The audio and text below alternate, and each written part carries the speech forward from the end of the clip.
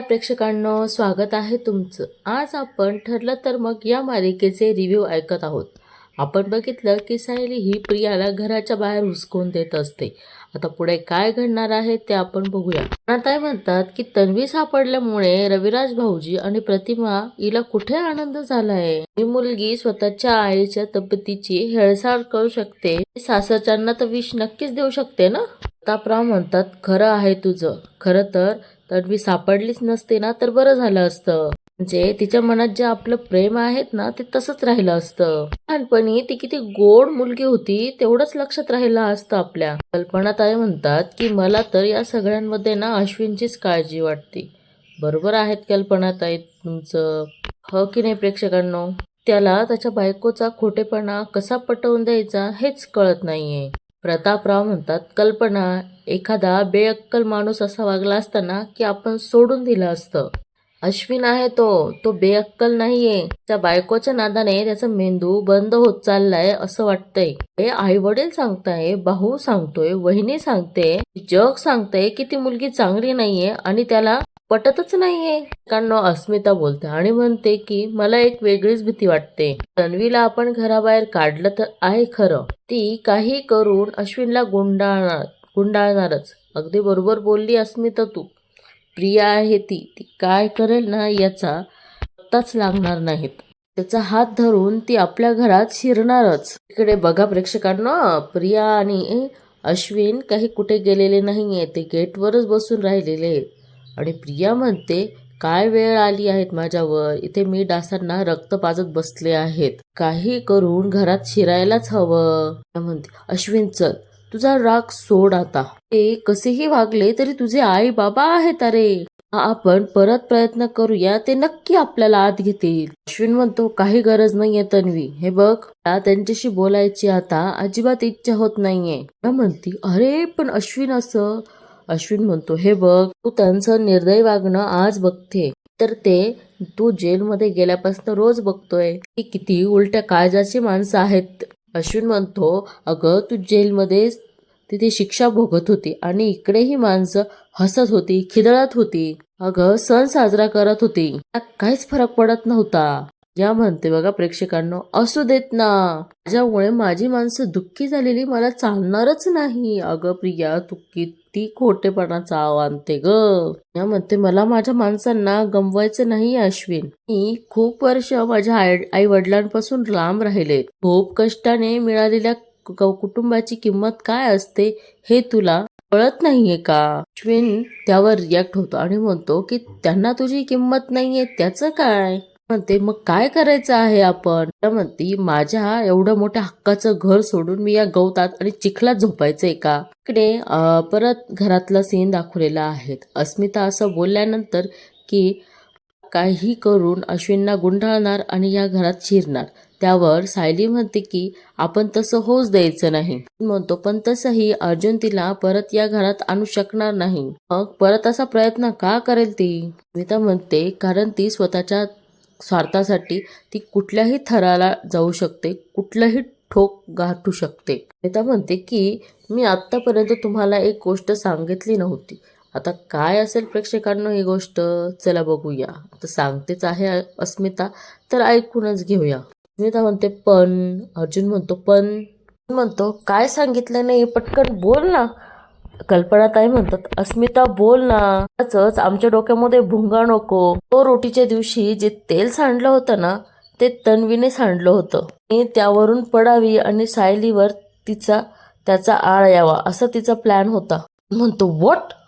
बापरे, बघा काय मोठा प्रेम केलेला होता बघा प्रेक्षकांनो. बघा इथे प्रतापराव म्हणतात की सायलीला तोंडघशी पाडण्यासाठी ती तुझ्या बाळावर उठली होती. स्मिता म्हणते, हो. आणि अर्जुनला हे ऐकल्यावरच फारच संताप होऊ राहिला बरं का तिच्यावर. आता म्हणते, मग तिने सावरा करत म्हणाली की त्या तेलावरून मी नाही तर ती पडेल असं तिला वाटलं होतं.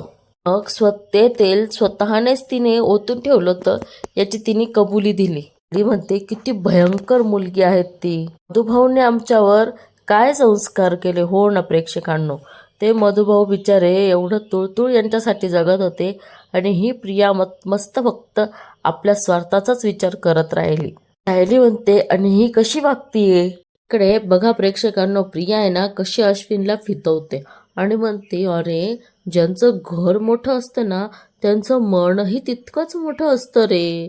चल ते आपल्याला आत घेतील, चल अरे आपल्याला आत घेतील ते. प्रियाला आहे ना बघा प्रेक्षकांनो, प्रियाला की स्वार्थी आहेत ना की तिला त्या घरातच घुसायचे, तिला जे आरामदायक जीवन आहेत ना ते जगायचे. बघा प्रेक्षकांनो, असंच तिचं काहीतरी असेल. अश्विन म्हणतो की तुला घरात जायचंय ना, मग आपल्याकडे एक मार्ग आहे. प्रिया म्हणते मग सांग कुठला मार्ग आहे. अश्विन म्हणतो जाजाने जो मार्ग वापरला होता ना तो आपल्याला वापरावा लागेल. तो अर्जुन आणि सायलीला घरात आत घेतलं नव्हतं. तेव्हा ती लोक गार्डन मध्ये तंबू बांधून राहिली होती. मग नाईलाजाने घरातल्यांनी त्यांना आत घेतलं होतं. तो सीन व्हिज्युअलाइज करून दिलेला आहे ना प्रेक्षकांनो, आणि अश्विन म्हणतो आपणही तेच करायचं. ते दोघे गेटमध्ये शिरतात आणि इकडे इकडे विमलताई म्हणतात देव करो आणि त्या तन्वीची नजर अस्मिताताईंच्या बाळावर कधीच न पडो. म्हणतो की तन्वीला तिच्या प्रत्येक कर्माची शिक्षा तर नक्कीच मिळणार. कल्पनाताई म्हणतात की मला तन्वीला आत्ताच्या आत्ता जाब विचारायचा आहे. अस्मिताच्या बाबतीमध्ये तिची अशी वागण्याची हिंमत झालीच कशी हे तिला आता मला खडसावून विचारायचं आहे. सायली त्यावर म्हणते बघ प्रेक्षकांनो, थांबा आई, बसा तुम्ही. कल्पनाताई म्हणतात अगं पण. सायली म्हणते तुम्ही कुठेही जायचं नाही, बसा आधी. तापराव म्हणतात कल्पना बस बस. ताई म्हणतात अगं पण तन्वीने अस्मिताच्या बाळाचाही विचार नाही केला आणि मी गप्प बसायचं. सायली म्हणते आई मला सांगा या घराच्या किल्ल्या कोणाकडे आहेत. ताई म्हणतात हा काय प्रश्न आहे, तुझ्याकडंच तर आहे त्या किल्ल्या. सायली म्हणते त्या काय नुसत्या किल्ल्या नाही आहेत, पूर्ण आजींनी सोपवलेली खूप मोठी जबाबदारी आहे ती, आणि मी तीच जबाबदारी पार पाडतीय असं समजा. कारणो हे मलाही कळालं नाही की सायली काय बोलली आहे ते. बघूयात काय होतं पुढे. आणि प्रतापराव म्हणतात म्हणजे ते कागदावर मावणारच नाही, पण सतत तिचा विचार करून या घराचं वातावरण खराब करून घ्यायचं आहेत का. अगदी बरोबर बोलली हो की नाही प्रेक्षकांनो.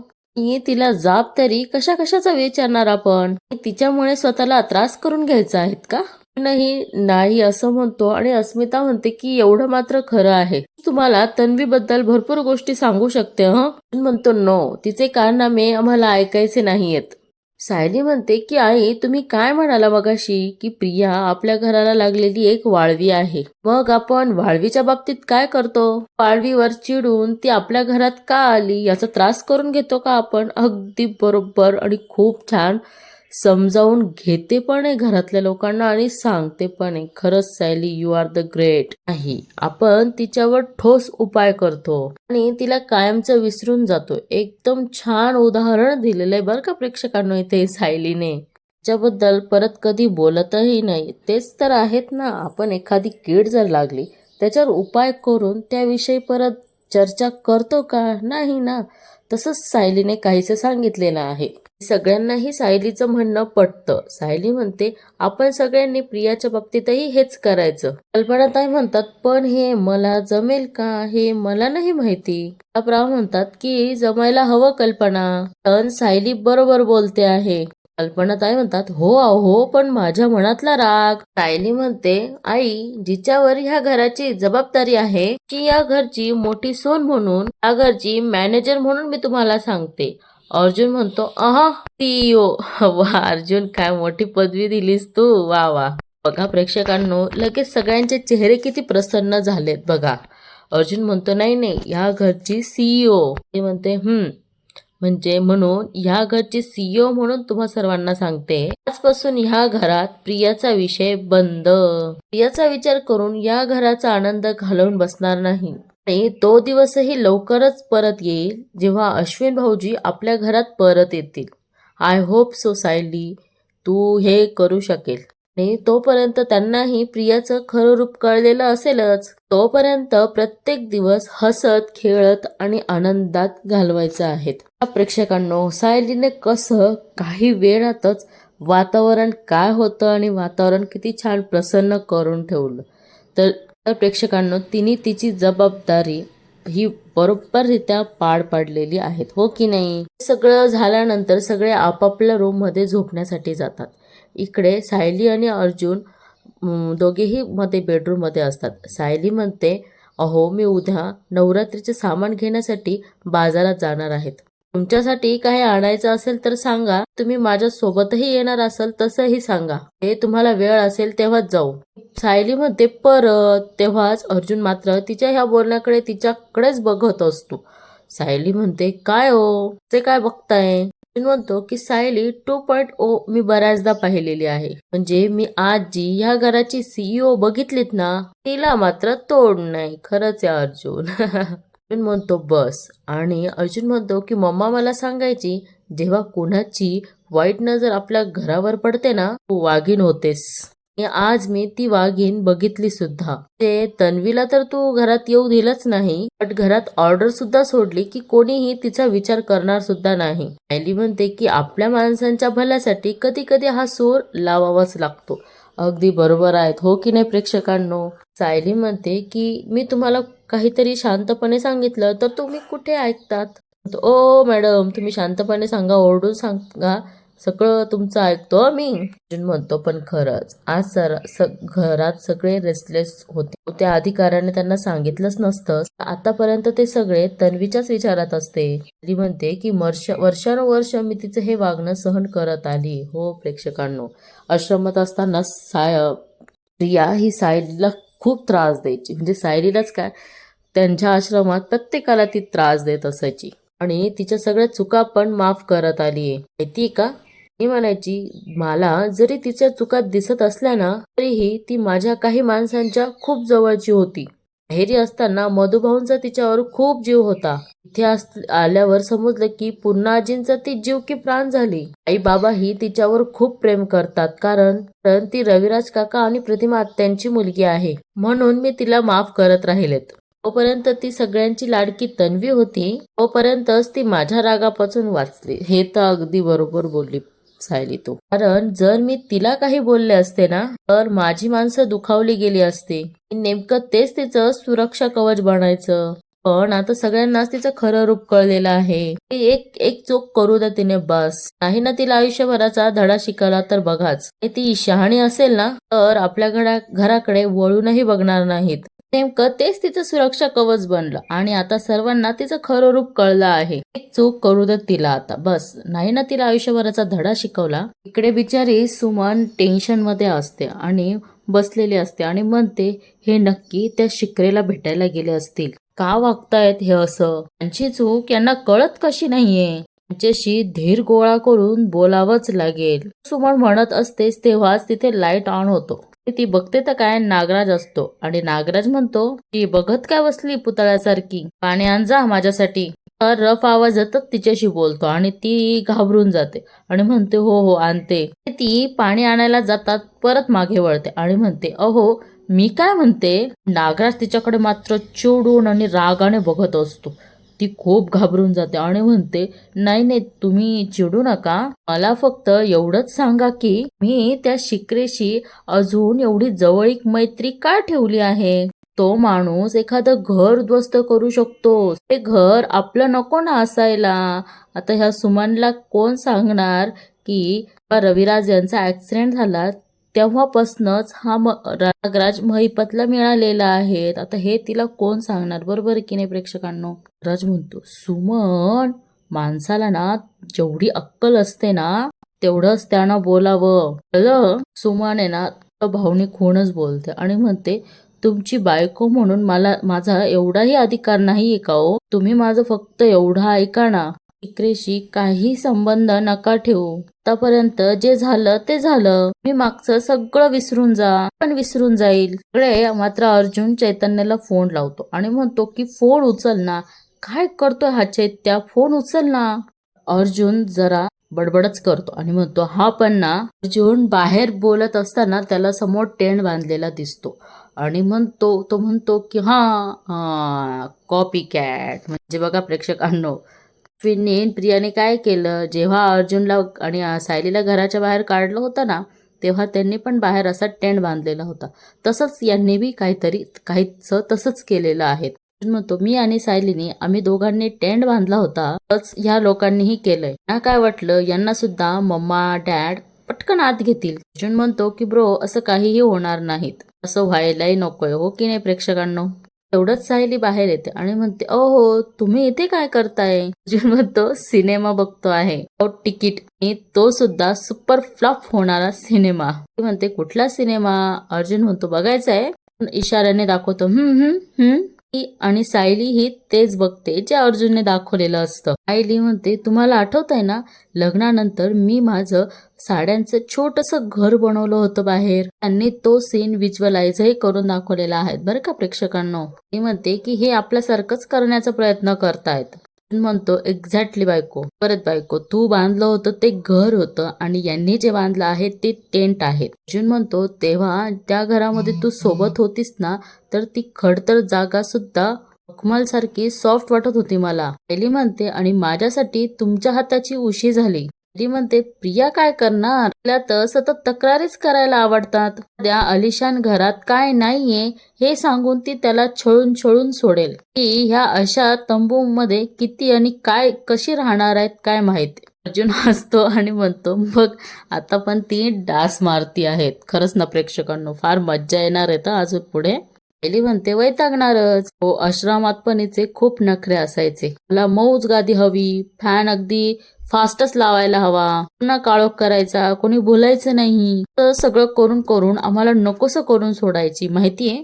ली म्हणते ही अशी मुलगी अशा परिस्थितीत काय जुळवून घेणार आहे. ली म्हणते मला खात्री आहे एका दिवसाच्या वर नाही टिकणार आहेत. हे प्रिया बघा स्वतःच्याच नवऱ्याला म्हणते बिनडोक बेअक्कल गाढव, याला स्वतःच्या आई बापालाही कन्व्हेन्स नाही करता आलं की मला आत घ्या. हे महालात राहिल्यासारखं घोरत पडलाय. मलाही याच्यामुळे इथे मातीत राहायला लागतंय. डोक्यात ना भुसा भरलाय याच्या. प्रिया आहे ना हाताचा पंच करते आणि त्या अश्विनला मारते. इकडे हे दोघच घाबरतात आणि अश्विन डायरेक्ट डचकून उठतो. काय ग. प्रिया नाटक करते, म्हणते डास तुझ्या पाठीवर बसला होता, हे चावला असता तर उगाच आजारी वगैरे पडला असता ना, मलेरिया डेंगू काहीही झालं असतं, म्हणून मारलं. आणि इकडे सायली आणि अर्जुन मात्र तिची गंमतच बघत असतात प्रेक्षकांनो. म्हणतो बरं केलं. म्हणतो अगं तू पण अशी ओढणी घे, पूर्ण अंगावर ओढणी घेऊन अशी झोपून जा, नाहीतर तुलाही मच्छर नाही चावणार. झोप.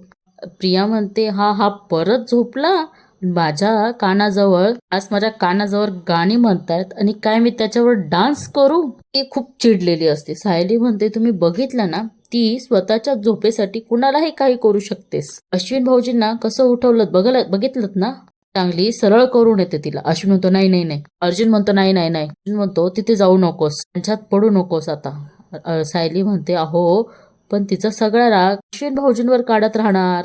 म्हणतो काढू दे, पण मला स्वतःही वाईट वाटतं आहे अश्विनचं. आणि या खड्ड्यात ना तो स्वतःहून पडला आहे. आपण सगळे त्याला सांगत होतो नाही, त्याचे डोळे कान बंद करून तिच्या मागे पळाला आहे तो.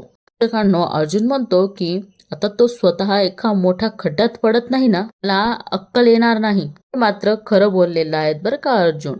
अश्विन ना पूर्णपणे प्रियाच्या प्रेमात आंधळा झालेला आहे. त्याला तिच्या चुकाच दिसत नाहीयेत. प्रेक्षकांनो ह्या मालिकेचे एपिसोड इथे संपत आहे. आता तुम्हाला आजचा एपिसोड कसा वाटला हे नक्की कमेंट करून कळवा. आणि हो चॅनलला सबस्क्राईब करायला मात्र विसरू नका. आणि हो अजून कुठे जाऊ नका, कारण अजून प्रोमो बाकी आहेत सिरियलचा. मध्ये असं दाखवलं आहेत की तन्वी स्वतःच्या अंगावर रॉकेल टाकून घेते आणि किल्लेदारांच्या घरी आलेली असते आणि स्वतःच्या अंगावर रॉकेल टाकून घेत असते. आणि अश्विन म्हणतो की प्रतिमा आत्या तिला तिच्या चुकीची एवढी मोठी शिक्षा नको का देऊ तिला.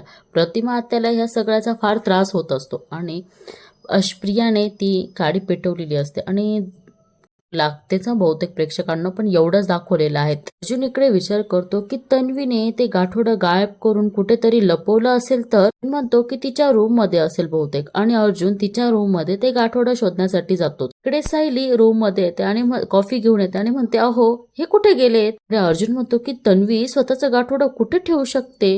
अर्जुन एक ड्रॉवर उघडत असतो पण तो लॉक असतो. तो म्हणतो हे ड्रॉवर लॉक का, आणि त्याला तेवढी त्या ड्रॉवरची चावीही सापडते. प्रेक्षकांनो त्याला काहीतरी सापडतं आणि इथेच या मालिकेचा प्रोमोही संपतो. आजचा मालिका आणि या मालिकेचा प्रोमो तुम्हाला कसा वाटला हे नक्की कमेंट करून कळवा. आणि हो चॅनलला सबस्क्राईब करायला मात्र विसरू नका. धन्यवाद.